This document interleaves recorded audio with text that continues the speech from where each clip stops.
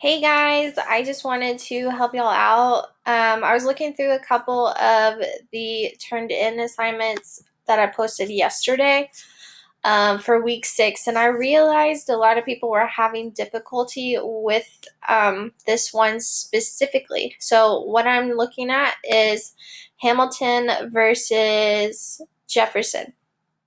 So, before we get into the specifics of these two, just remember that these two are vastly different than the rest. So when you're thinking of Hamilton, think of somebody who is good with words. So, and that is very specific on how he wants things. So the way I like to think it is, I think of Alexander Hamilton as Miss Bassinger. Miss Bassinger is really specific on how she wants things.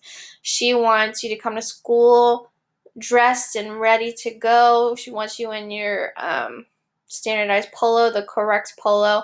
She wants you in a school colored jacket, a jacket with no hood. That's what she wants. She wants you to have your binder. She's specific on that thing because. So, next you want to look at Jefferson. Jefferson is a lot like, I like to think of Mr. Farrar. He doesn't have much to say. He's usually pretty cool. Anytime you need anything, he's there for you. He even has snacks, and they're very, very good. He always has snacks in his cabinet.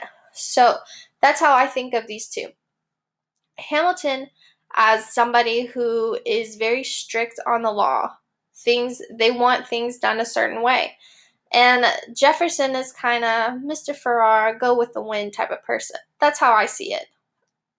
And so these two, obviously because they're very different from each other, they're going to clash. So, a backstory on Jefferson. So, Jefferson is from the South.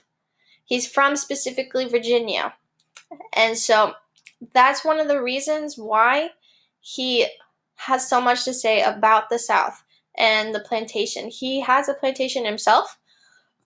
And so, which is labeled Monticello, which you've seen in the play, in the lyrics to the play. While Hamilton he's a hothead. There's a line in the play that says, talk less, smile more. Because Hamilton just talks a lot, and he just doesn't know when to shut up. So I want to go over some of these questions with you. So I have number 1 right here. It says Hamilton's first plan was to do what? It's in the 4th line. Right here it says the issue on the table is Secretary Hamilton's plan to assume state debt and establish a national bank. So that is what Hamilton wants to do more than anything. Yes, he is a founding father, but he feels that that America, the newly independent colonies, should have a national bank. Number 2, Jefferson says we fought these ideals, we shouldn't settle for less. What does this mean? What is he referring to? So we fought for these ideals, we shouldn't settle for less. So he's referring to how they fought in the Revolutionary War for these ideals. They wanted to be independent. They're also referencing the Declaration of Independence. Number 3, Jefferson says don't tax the South because we made it in the shade. In Virginia, we plant seeds in the ground. So he's talking to you about an agricultural standpoint. In the South, people in the South, they are using agriculture as a way to make money. And we'll see that as it continues to go up until the end of the Civil War. One of these men fought in the American Revolution. Which one did? Give evidence. So I think it's more towards the bottom.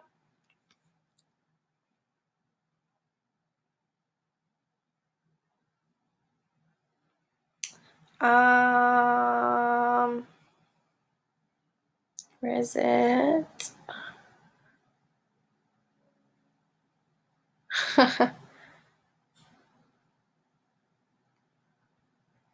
Don't lecture me about the war. You didn't fight in it. You think I'm frightened of you, man? We almost died in a trench while you were off getting high with the French.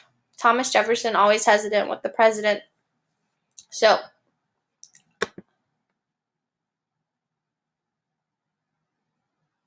Jefferson didn't fight in the war. He was instrumental when it came to writing the Declaration of Independence, talking with the British and the French. He was very, very well with those guys. Lastly, explain this quote from Hamilton. If we assume these debts, the Union gets a new line of credit, a financial direct. How do you not get it if we're aggressive and competitive? The Union gets a boost. So this isn't